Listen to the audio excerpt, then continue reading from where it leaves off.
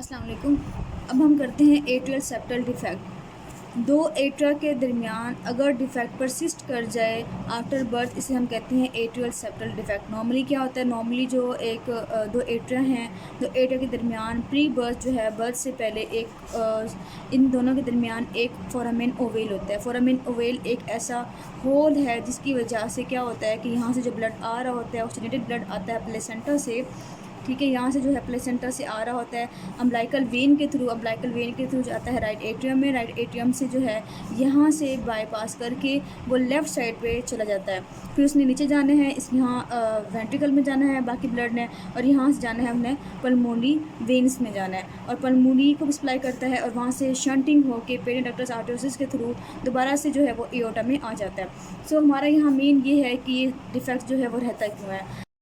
Pre birth ये होता है कि सबसे पहले जब एट्रिया के दरमियान सेप्टम की डेवलपमेंट होती है, सेप्टम की डेवलपमेंट इस तरह होती है कि ऊपर से एक सेप्टम जो है वो नीचे से ग्रो करता है, ठीक है। सो ये सेप्टम से हम कहते हैं सबसे पहले जो सेप्टम होता है कहते हैं सेप्टम प्राइमम कहते हैं, ठीक है। ये सेप्टम प्राइमम हो गया। सेप्टम प्राइमम जो है वो नीचे की तरफ जाता है जहाँ पे एंडोकार्डियल कुशन होता है, लेकिन यहाँ पे ये रुक जाता है और यहाँ पे एक होल बनाता है जिसे हम कहते हैं ऑस्टियम प्राइमम। जो सबसे पहला एक होल बनता है इन दोनों के दरमियान, एट्रिया के दरमियान, जो कहते हैं ऑस्टियम प्राइमम कहते हैं। फिर उसके बाद क्या होता है, इसके बाद ये फ्यूज़ कर जाता है एंडोकार्डियल कुशन के साथ और ये कंप्लीट हो जाता है। लेकिन यहाँ पे एक जो है डिफेक्ट प्रोड्यूस होता है या फिर एक होल प्रोड्यूस होता है जिसे हम कहते हैं ऑस्टियम सिकंडम। मतलब ये बाद में जो है ना ऑस्टियम सिकंडम बाद में जो सेकेंडरी जो है ना वो डेवलपमेंट होती है, एक नया जो है वो होल बनता होता है। सो सेकंड सेप्टम जो आता है उसे कहते हैं सेप्टम सिकंडम कहते हैं। सेप्टम सिकंडम जो है इसे क्लोज करके यहाँ पे आके ये भी रुक जाता है और यहाँ पे फर्दर एक मज़ीद जो है वो होल प्रोड्यूस होता है जिसे हम कहते हैं फोरामेन ओवेल कहते हैं। सो जो ब्लड है वो किस तरह आता है, वो डायरेक्टली यहाँ से आता है, ठीक है। आने के बाद इस रास्ते के थ्रू इस तरह जाते हुए वो लेफ़्ट वेंट्रिकल में जो है वो लेफ़्ट एट्रिया में जो है वो आ जाता है। सो ये इसका जो है वो आने का रास्ता है। अब होता ये है कि आफ्टर बर्थ अगर कोई भी होल या तो ऑस्टियम सिकंडम या ऑस्टियम प्राइमम कोई भी रह जाए तो उसे हम कहते हैं कि एट्रियल सेप्टल डिफेक्ट करते हैं। मोस्टली केसेस में क्या होता है कि ऑस्टियम सिकंडम ही 90% केसेस में रहता होता है और 10% केसेस में जो है ऑस्टियम प्राइमम रहता है। सो मेनली ये इतना प्रॉब्लमेटिक नहीं होता, लेकिन होता ये है कि तकरीबन 7 ईयर्स में 6 ईयर्स में अडल्ट में जो है ये प्रॉब्लम प्रेजेंटेशन हो सकती है। इसकी नहीं ज़रूरी नहीं है कि ये जो है वो इनिशियल ईयर्स में ही हो। सो इसमें होता ये है कि जब ब्लड जो है हमने जैसे बात की थी कि सेप्टम जो है वेंट्रिकल सेप्टम के डिफेक्ट होगा तो लेफ़्ट टू राइट शंटिंग होगी। लेफ़्ट टू राइट शंटिंग थी तो यहाँ पे ऑक्सीजन सैचुरेशन ज़्यादा हो रही थी। इसी तरह से यहाँ पे क्या प्रॉब्लम होती है, क्योंकि हमें पता है कि राइट साइड जो होती है हार्ट की वो कंप्लाइंस ज़्यादा होती है उसकी, और पल्मोनी के अंदर जो है उसमें रेजिस्टेंस भी कम होती है एज़ कम्पेयर टू बॉडी के जो रेजिस्टेंस है उसकी निस्बत। सो बॉडी में एओर्टा और आर्टरीज की निस्बत यहाँ पे रेजिस्टेंस कम होने की वजह से ब्लड जो मूव करता है आफ्टर बर्थ अगर ये परसिस्ट करे तो लेफ़्ट टू राइट जो है वो शंटिंग हो रही होती है। इट मीन्स कि यहाँ पर जो ब्लड होता है ऑक्सीडेटेड ब्लड होता है वो यहाँ पर आता है, दोबारा जो है उसकी ऑक्सीजनेशन जो है वो पल्मोनरी ट्रंक के थ्रू हो रही होती है। सो यहाँ से ब्लड यहाँ पे आया, यहाँ से जो है वो वेंट्रिकल ही गया, वेंट्रिकल के बाद कहाँ जाएगा, ये लंग्स में जाएगा। सो यहाँ पे जो है कौन से वेल्स हैं, ये हैं पल्मोनरी के वेल्स। सो पल्मोनरी के वेल्स हमें पता है कि जो सेकंड हार्ट साउंड होती है सबसे पहले एक होती है फर्स्ट हार्ट साउंड S1 होती है और एक होती है S2। S1 का प्रोड्यूस होती है, S1 साउंड प्रोड्यूस होगी ट्राइकस्पिड और माइट्रल वेल्व के क्लोज होने से जिसे हम कहते हैं लब कहती है। S2 साउंड प्रोड्यूस होती है कब, जब एओर्टिक और पल्मोनरी वेल्व क्लोज होते हैं, ठीक है। जब ये सिस्टेमिक में जाती है एओर्टा के थ्रू और पल्मोनरी के थ्रू जो है लंग्स में ब्लड जाएगा तो सेकंड हार्ट साउंड जो है प्रोड्यूस होती है। इट मीन्स कि हमें एक ही आवाज़ सुनाई देती है जब ये दोनों वेल्व्स क्लोज होते हैं, और एक ही हमें साउंड सुनाई देती है जब एओर्टिक और पल्मोनरी जो है वो एक साथ क्लोज होते हैं। लेकिन होता ये है कि यहाँ पे जब भी ब्लड ज़्यादा आएगा, जैसे हमने बात की कि अगर यहाँ से ब्लड यहाँ आता है, ठीक है, यहाँ से आने के बाद वेंट्रिकल में आएगा, सो ये एक्स्ट्रा ब्लड आ रहा है। सो इसने अपना ब्लड तो सबसे पहले पंप किया।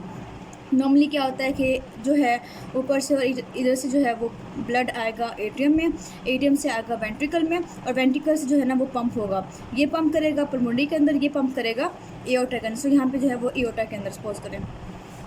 सो इन दोनों ने एक साथ पंप करना है। लेकिन होता ये है कि इसने जब पंप किया ब्लड यहाँ पे, और इसने जब ब्लड पंप किया यहाँ पे, तो पंप तो कर दिया पहले वाला ब्लड, लेकिन यहाँ पे क्या हुआ कि यहाँ पे डिफेक्ट की वजह से यहाँ पे एक्स्ट्रा ब्लड जो है ना वो आ रहा है।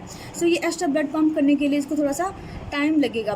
सो इसको टाइम लगेगा और ये पहले जो है वो पंप कर देगा। सो इसकी जो है आवाज़ थोड़ी सी डिले हो जाएगी। सो हम इसे कहते हैं कि S2 जो साउंड है वो उसकी स्प्लिटिंग मिलेगी। स्प्लिटिंग भी किस तरह से होगी, इसे हम कहते हैं फिक्स्ड स्प्लिटिंग। मतलब एक फिक्स्ड है कि अगर सपोज करें पहले एओर्टा की आ रही थी तो फिर पल्मोनी की आएगी, तो इतना सा जो एरिया है इसमें गैप है वो हमेशा फिक्स रहेगा। सो हमें जो S2 साउंड है वो उसमें क्या मिलेगी, स्प्लिटिंग मिलेगी। ये इसका मेन पॉइंट है। इसके अलावा लाउड S1 मिलेगी। लाउड S1 क्यों मिलेगी, क्योंकि ब्लड ज़्यादा आ रहा है, ब्लड ज़्यादा आने की वजह से हमें जो है वो लाउड S1 मिलेगी। सो हम यहाँ कह सकते हैं कि लाउड S1 और जो है सेकंड हर्ट्ज जो है वो हमें उसकी स्प्लिटिंग मिलेगी। आपका सिर्फ़ और सिर्फ यही एक मेन डायग्नोस्टिक पॉइंट है जो कि आप इससे आप डायग्नोस करते हैं ASD को। सो ASD का हमने ये कर लिया डायग्नोस्टिक पॉइंट। इसके अलावा अगर हम बात करें और कौन कौन से आ सकते हैं, इसमें सिस्टोलिक मरमर आएगा। सिस्टोलिक मरमर कब आता है, जब ब्लड पंप होता है। कहाँ से, वेंट्रिकल से। तो जब वेंट्रिकल से ब्लड पंप होगा, आउट ब्लड पंप होगा, यहाँ ब्लड ज़्यादा है तो ब्लड पंप जब बाहर होगा तो हमें सिस्टोलिक मरमर जो हमें सुनाई देगा। और ये भी किस एरिया में सुनाई देगा, हमें जो ये है स्टर्नम है, स्टर्नम के जो है हमें लेफ़्ट साइड पे सेकंड इंटरकोस्टल पे सुनाई देगा, क्योंकि पता है कि पल्मोनी एरिया जो है वो यहाँ पे होता है। अगर आपको एरियाज़ याद नहीं होते कि किस तरह एरियाज़ याद करने, तो मैं बताती हूँ आपको। सपोज़ करिए मैनिपुलम स्टर्ना है और यहाँ पे जो है वो स्टर्नम है। स्टर्नम की जो है ये सेकंड जो है स्पेस है, ठीक है। और ये हम बना लेते हैं फिफ्थ इंटरकोस्टल स्पेस बना लेते हैं। सो अगर आपने याद करना है, सबसे पहले यहाँ पे होता है एओर्टिक एरिया, यहाँ पे पल्मोनी एरिया, और यहाँ पे जो है यहाँ पे होता है ट्राइकस्पिड एरिया, और जो एपिक्स होती है, एपिक्स भी होती है मेनली माइट्रल एरिया। सो आप लेते हैं APTM, AP से लेकर TM। सो आपने इसमें याद करना है कि ये जो हमारे एरियाज़ होते हैं। सो पल्मोनी एरिया जो है वो second intercostal space on the left side of the sternum है। सो हमें यहाँ पे आवाज़ जो है वो सुनाई देगी किस चीज़ की, S2 की स्प्लिटिंग की।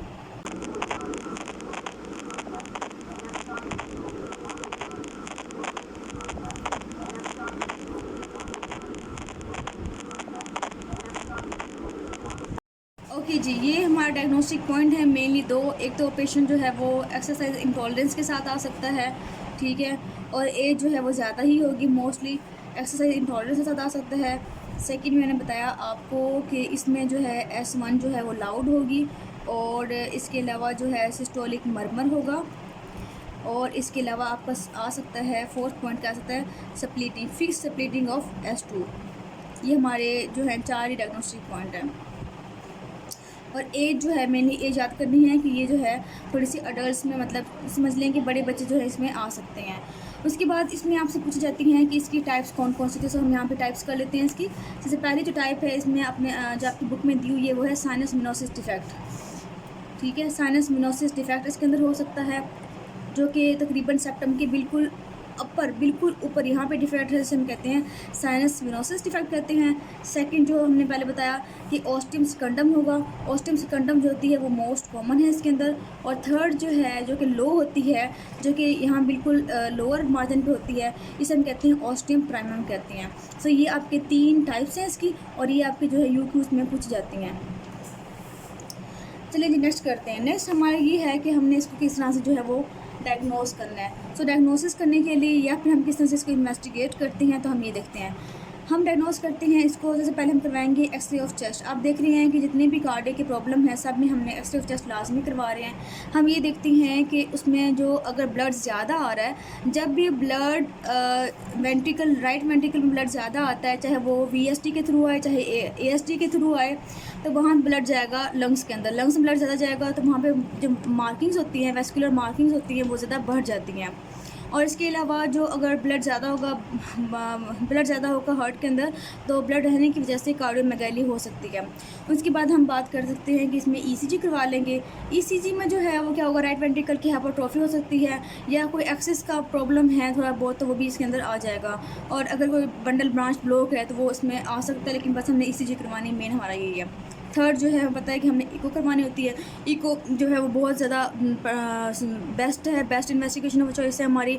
इसमें जो ASD का डिफेक्ट है वो आराम से इजीली पता चल जाएगा और वो पैराडॉक्सिकल फैशन में मूव कर रहा होगा, मतलब लेफ़्ट टू जो है राइट शंटिंग हो रही होगी। सो जो सेप्टम में वो इस तरह मूव कर रहा होगा, ठीक है। तो इस तरह से ब्लड जो है वो उसमें जा रहा होता है। सो हमने ये जो 3 है इन्वेस्टिगेशन करवा लेनी है। ओके जी, नेक्स्ट हमारा है complications. What are the complications of ASD। So इसमें हार्ट फेलियर हो सकता है, जैसे कि हमने पहले बात की।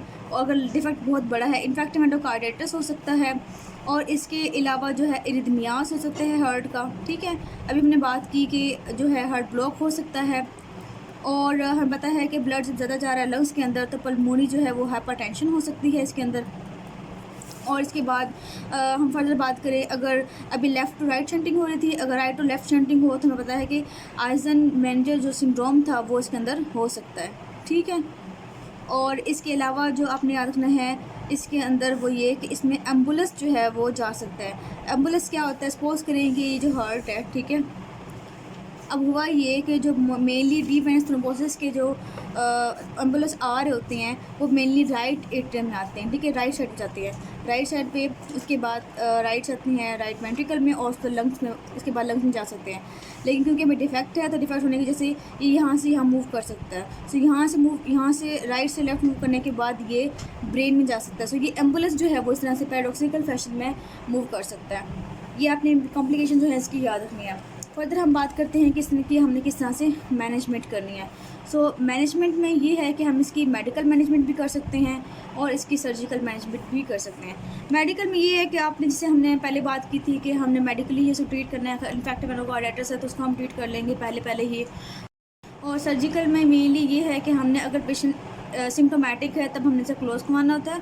और क्लोज़ हम कब करवाएंगे, प्रायर टू स्कूल, मतलब आप जो है 3 साल में 4 साल में जो है आपको स्कूल में एंटर होने से पहले जो है आप उसको ठीक करवा सकते हैं। इसमें क्या करते हैं कि हम एक पैच लगाते हैं और पैच लगा के इस डिफेक्ट को हम क्लोज़ करते हैं। पैच लगा के डिफेक्ट को क्लोज़ करवा लेते होते हैं। सो इसकी ही ट्रीटमेंट है छोटी सी, और आपने इसको याद रखना है। सो अगर आपको याद ना रहे कि ASD के अंदर जो है वो स्प्लिटिंग सेकेंड हार्ट साउंड है, तो आप याद कर लें कि ASD है, ASD में ये 1 है और ये 2 पे है, तो ये सेकंड हो गया। ऐसे सेकंड जगह पे है। जब हम कहते हैं सेकंड जो साउंड है, सेकंड हार्ट साउंड है, उसकी स्प्लिटिंग है। सो आप इससे याद आ सकते हैं कि ASD के अंदर सेकंड है, इससे हम करते हैं कि ये सेकंड हार्ट साउंड की स्प्लिटिंग है।